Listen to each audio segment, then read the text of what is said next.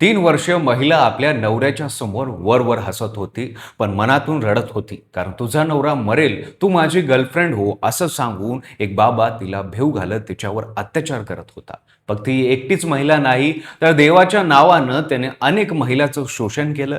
त्याने महिलाला अंमली पदार्थ पाजून त्यांच्यावर अत्याचार केले. याने भगवान श्रीकृष्णाचा अवतार असल्याचं सांगितलं. आपल्या फार्म हाऊस मध्ये वाघ आणि साप दाखवून लोकांना घाबरवलं. आणि आता हे प्रकरण अजून पुढे जात आहे. पोलिसांना संशय आहे की याने 5 नरबळी सुद्धा दिले आहेत. ही कहाणी आहे नाशिकच्या कॅप्टन अशोक थोरातची. एका मर्चंट नेव्ही अधिकाऱ्यापासून भोंदू बाबा बनलेल्या या व्यक्तीची आज ही कथा आपल्या सविस्तर जाणून घेणार आहोत. कारण ही केवळ एका गुन्ह्याची कथा नाही, तर अंधश्रद्धा, भीती, शोषण आणि नरबळीपर्यंत जाणाऱ्या एका विकृत मानसिकतेची कहाणी आहे. तर हा व्हिडिओ शेवटपर्यंत नक्की बघा. नमस्कार, मी पंकज आणि तुम्ही पाहताय कसं काय. ही गोष्ट सुरू होते 17 मार्च 2026 रोजी. नाशिकच्या नरवाडा पोलीस ठाण्यात एक 35 वर्षीय महिला आली. तिने पोलिसांना सांगितलं, मागची 3 वर्ष मी नरकात जगली. अशोक खरात नावाच्या बाबानं माझ्यावर अत्याचार केला. त्याने मला सांगितलं की माझ्या नवऱ्यावर कुणाची नजर आहे, घरात वास्तुदोष आहे. मी त्याच्यावर उपाय शोधायला गेले, पण त्याने मला अंमली पदार्थ पाजले, अंधारात माझ्याशी बलात्कार केला आणि मला धमकी दिली. हे जर सांगितलं तू तुझा नवरा मरेल. ही तक्रार आली तशी पोलिसांची झोप उडाली. कारण अशोक खरात हे नाव फार मोठं होतं. राजकीय नेत्यांपासून सेलिब्रिटी पर्यंत अनेक मोठ्या माणसाचं भविष्य सांगणारा हा कॅप्टन नाशिकच्या उच्चभ्रू वर्तुळातून एक नावलौकिक व्यक्ती होता. पोलिसांनी तातडीने कारवाई केली. बाबा अटक झाला. पण हे प्रकरण इतकं सोपं नव्हतं. एक तक्रार होती, पण पोलिसांच्या हाती आता इतरही पुरावे लागत होते. कराडच्या कॅनडा कॉर्नर येथील कार्यालयात झडकी घेतली तेव्हा पोलिसांना एक धक्का बसला. त्याच्या लॅपटॉपमध्ये 100हून अधिक आक्षेपार्ह व्हिडिओ होते. या व्हिडिओमध्ये अनेक महिला होत्या, काही राजकीय नेत्यांच्या संपर्कातील होत्या, काही सेलिब्रिटी होत्या. पोलिसांना एक गोष्ट स्पष्ट झाली, हा व्हिडिओ केवळ अत्याचाराचे पुरावे नव्हते, तर ब्लॅकमेलचे शस्त्र होतं.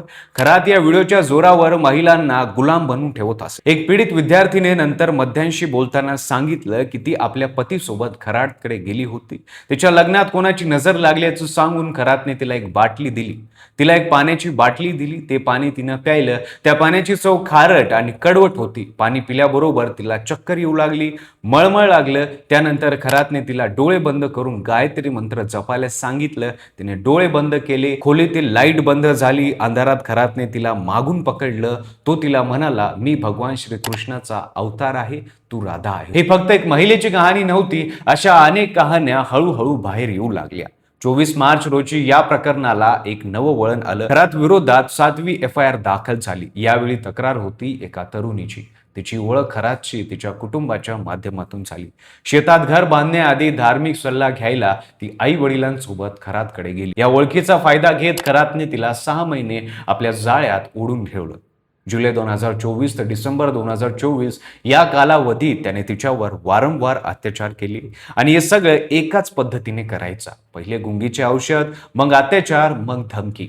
या तरुणीने याआधी कराडच्या ऑफिस बॉय नीरज जाधववर तक्रार केली होती, पण तपास समोर आलं की या सगळ्या मागे खरातचा हात होता. 1 किलो मध साधारण 500 रुपयाला मिळणारं मध, पण हा बाबा हाच मध दैवी शक्ती असल्याचं सांगून 1 लाख रुपयांना विकत असे. हो, ही बातमी 24 मार्च रोजी सकाळी समोर आली.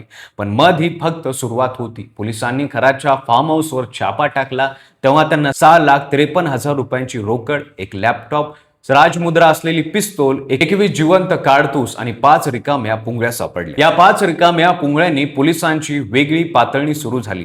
या 5 गोळ्या कुठे झाडल्या गेल्या, कोणावर झाडल्या गेल्या हे अजून समोर आलेलं नाही.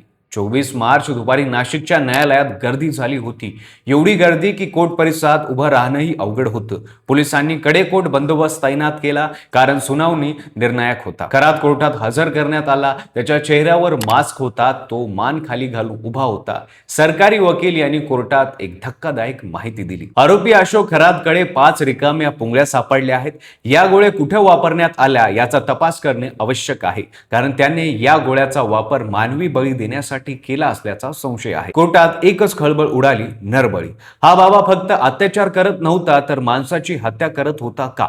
सरकारी वकिलांनी पुढे सांगितलं की खरातकडे नकली वाघाची कातडी, साप, नाग असे प्राणी सापडले आहेत. तो लोकांना काळी पांढरी कस्तुरी द्यायचा. ही कस्तुरी हरणापासून मिळते. यासाठी त्यांनी हरणाचा बळी घेतला का आणि हीच पद्धत माणसांसाठीही वापरली का? सुनावणी सुरू असताना कोर्टाबाहेर एक वेगळाच नाट्यमय प्रकार घडला. सामाजिक कार्यकर्ते तृप्ती देसाई या न्यायालयात आल्या होत्या. त्यांनी सकाळी खराच्या ईशानेश्वर मंदिराची पाहणी केली होती. आता त्या कोर्टात प्रवेश करण्याचा प्रयत्न करत होत्या, पण पोलिसांनी त्यांना रोखलं. तृप्ती देसाई पोलिसांवर ओरडल्या, घरातला 2 कानाखाली द्यायला पाहिजे, त्याला महिलांच्या ताब्यात द्या. हा दुसऱ्याचं भविष्य सांगत होता, आता त्याला सांगू द्या की तो फाशीवर जाणार आहे. पोलिसांनी तृप्ती देसाई यांना ताब्यात घेतलं. खराची सुनावणी संपेपर्यंत त्यांना कोर्टात जाऊ दिलं नाही. सुनावणी संपल्यानंतर खरातला बाहेर आणलं होतं. तेवढ्यात एक व्यक्ती त्यांच्यावर हल्ला करण्याचा प्रयत्न करत होता. पोलिसांनी वेळीच त्याला पकडलं. कोर्टात खराचे वकील संजय भाटे यांनी युक्तिवाद केला. ते म्हणाले की आधीच तपास झालाय, व्हिडिओ जप्त केलेत, लॅपटॉप जप्त केलाय, पुन्हा पुन्हा त्याच कोट्यावर रिमांड का मागता? ह्या 5 पुण्याबद्दल फक्त अटकबाजी आहेत. खरेतकडे रिव्हॉल्व्हरचा परवाना आहे. दोन्ही बाजूंची युक्तिवाद ऐकल्यानंतर कोर्टाने खरातलाच विचारलं, तुला काय बोलायचंय? खरात मान खाली घालून उभा होता.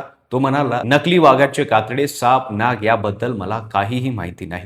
मी शनेश्वर मंदिरात रोज नव्हे तर फक्त श्रावणी सोमवार, महाशिवरात्री अशा विशेष दिवशी जायचो. तेव्हा माझ्यासोबत 100 ते 150 लोक असायचे. त्याचं हे उत्तर कोर्टाने नोंदून घेतलं, पण तरी पोलिसांना अधिक तपासाची गरज आहे. हे ऐकून घेत कोर्टाने खराची पोलीस कोठडी 5 दिवसांनी वाढवली. आता तो 29 मार्च पर्यंत पोलीस कोठडीत राहणार आहे. खराचा तपास करण्यासाठी राज्य सरकारने विशेष तपास पथक SIT स्थापन केलं आहे. या पथकाचं नेतृत्व IPS अधिकारी तेजस्वी सातपुते करत आहेत. मुख्यमंत्री देवेंद्र फडणवीस यांनी विधानसभेत सांगितलं की आतापर्यंत 35 आक्षेपार्ह व्हिडिओ सापडले आहेत. यातील अनेक व्हिडिओचा वापर ब्लॅकमेलसाठी करण्यात आला. पोलिसांना खरातकडे सुमारे 52 प्रॉपर्टीची कागदपत्रे सापडली आहेत. नाशिक, पनवेल, मुंबई त्याची मोठी मालमत्ता आहे.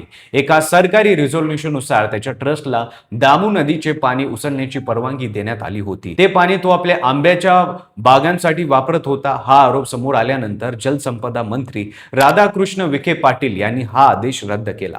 तपासात अजून एक धक्कादायक बाब समोर आली. खराच्या ईशानेश्वर मंदिरात रात्रीच्या वेळी विशेष विधी होत असत. या विधीमध्ये तो भक्तांना साप आणि वाघ दाखवायचा, लोकांना घाबरवायचा. जर त्यांचं म्हणणं ऐकलं नाही तर त्यांच्यावर संकट येईल, या भीतीच्या जोरावर तो लोकांकडून लाखो रुपये ओळखत असे. पण पोलिसांनी तपास केला तेव्हा समोर आले की हे वाघ आणि हे साप नकली होते. तरी लोकांची भीती इतकी होती की त्यांनी ही गोष्ट कधीच उघडकीस आणली नाही.